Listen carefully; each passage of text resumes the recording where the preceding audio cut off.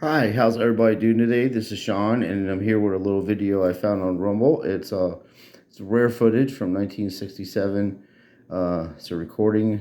I guess they had it on a record, and it's called "The Lost," the Rothschilds Dynasty and the Three World Wars that they planned back in the 1800s, and even right after our original Constitution. So let's hear what this has to say, and let's see if we can learn something.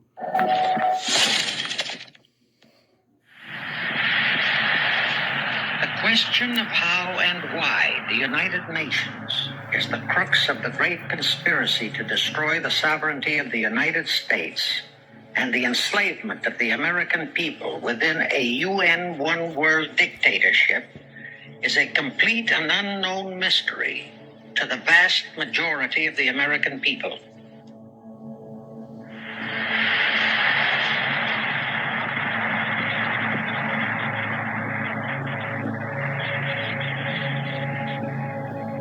The reason for this unawareness of the frightening danger to our country and to the entire free world is simple. The masterminds behind this great conspiracy have absolute control of all of our mass communications media, especially television, the radio, the press, and Hollywood.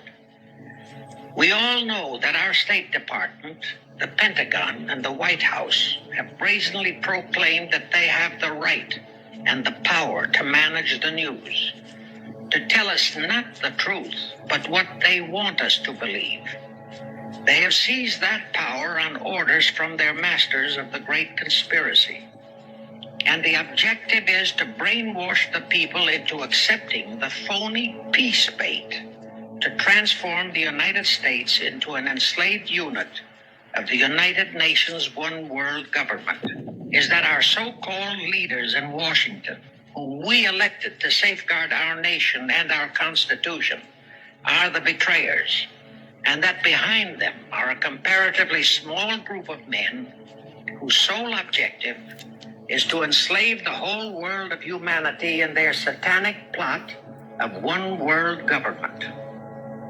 Now, as a matter of further intelligence, a term used by the FBI, let me clarify the meaning of the expression, "he is a liberal." The enemy, meaning the one-world conspirators, have seized upon that word liberal as a cover-up for their activities.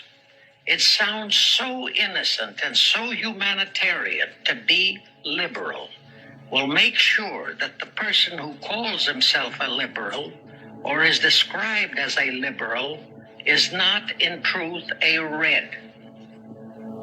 Now then, this satanic plot was launched back in the 1760s when it first came into existence under the name of the Illuminati. This Illuminati was organized by one Adam Weishaupt, born a Jew, who was converted to Catholicism and became a Catholic priest, and then, at the behest of the then newly organized House of Rothschild, defected and organized the Illuminati. Naturally, the Rothschilds financed that operation. And every war since then, beginning with the French Revolution, has been promoted by the Illuminati, operating under various names and guises. In the United States, they set up what they called the Council on Foreign Relations, commonly referred to as the CFR. And this CFR is actually the Illuminati in the United States. And its hierarchy, the masterminds in control of the CFR, to a very great extent, are the descendants of the original Illuminati conspirators. But to conceal that fact, most of them changed their original family names to American-sounding names. For example, the true name of the Dillons, Clarence and Douglas Dillon, once Secretary of the U.S. Treasury Department, is Lepowski. There is a similar establishment of the Illuminati in England, operating under the name of the British Institute of International Affairs. There are similar secret Illuminati organizations in France, Germany, and other nations operating under different names. But at all times, the operations of these organizations were and are masterminded and controlled by the internationalist bankers, who in turn were and are controlled by the Rothschilds. Now, just why did the conspirators choose the word Illuminati for their satanic organization? Weishaupt himself said that the word is derived from Lucifer and means holders of the light, using the lie that his objective was to bring about a one-world government to enable those with mental ability to govern the world and prevent all wars in the future. In short, using the word peace on earth as his bait. Perhaps the most vital directive in Weishaupt's plan was to obtain absolute control of the press so that all news and information could be slanted, so that the masses could be convinced that a one-world government is the only solution to our many and varied problems. Now, do you know who owns and controls our mass communications media? I'll tell you, practically all the movie lots in Hollywood is owned by the Lehmans, Kuhn Loeb and Company, Goldman Sachs, and other internationalist bankers. All the national radio and TV channels in the nation are owned and controlled by those same internationalist bankers. In 1834, the Italian revolutionary leader Giuseppe Mazzini was selected by the Illuminati to direct their revolutionary program throughout the world. Mazzini had enticed an American general named Albert Pike into the Illuminati. Pike was fascinated by the idea of a one-world government, and ultimately he became the head of this Luciferian conspiracy. Between 1859 and 1871, Pike, worked out a military blueprint for 3 world wars and various revolutions throughout the world, which he considered would forward the conspiracy to its final stage in the 20th century. Long before Marconi invented radio, the scientists in the Illuminati had found the means for Pike and the heads of his councils to communicate secretly. It was the discovery of that secret that enabled intelligence officers to understand how apparently unrelated incidents, one such as the assassination of an Austrian prince at Sarajevo, took place simultaneously throughout the world, which developed into a war or a revolution. Pike's plan was as simple as it has proved effective. It called for communism, Nazism, political Zionism, and other international movements be organized and used to foment 3 global world wars and at least 2 major revolutions. World War III is to be fomented by using the so-called controversies the agents of the Illuminati, operating under whatever new name, are now stirring up between the political Zionists and the leaders of the Muslim world. That war is to be directed in such a manner that all of Islam and political Zionism, Israel, will destroy each other, while at the same time, the remaining nations, once more divided on this issue, will be forced to fight themselves into a state of complete exhaustion, physically, mentally, spiritually, and economically. Now, can any thinking person doubt that the intrigue now going on in the near, middle, and far east is designed to accomplish that satanic objective? Pike himself foretold all this in a statement he made to Mazzini on August 15, 1871. Pike stated that after World War III is ended, Those who will inspire to undisputed world domination will provoke the greatest social cataclysm the world has ever known. Quoting his own words, taken from the letter he wrote to Mazzini, and which letter is now catalogued in the British Museum in London, England, he said, "We shall unleash the nihilists and the atheists, and we shall provoke a great social cataclysm which in all its horror will show clearly to all nations the effect of absolute atheism, the origin of savagery and of most bloody turmoil. Then everywhere, the people forced to defend themselves against the world minority of revolutionaries will exterminate those destroyers of civilization, and the multitudes disillusioned with Christianity, whose deistic spirits will be from that moment on without direction and leadership, and anxious for an ideal but without knowledge where to send its adoration, will receive the true light through the universal manifestation of the pure doctrine of Lucifer, brought finally out into public view, a manifestation which will result from a general reactionary movement which will follow the destruction of Christianity and atheism, both conquered and exterminated at the same time. Anyway, the ending of the Civil War destroyed, temporarily, all chances of the House of Rothschild to get a clutch on our money system, such as they had acquired in Britain and other nations in Europe. I say temporarily because the Rothschilds and the masterminds of the conspiracy never quit. So they had to start from scratch, but they lost no time in getting started. Shortly after the Civil War, a young immigrant who called himself Jacob H. Schiff arrived in New York. Jacob was a young man with a mission for the House of Rothschild. Jacob was the son of a rabbi, born in one of Rothschild's houses in Frankfurt, Germany.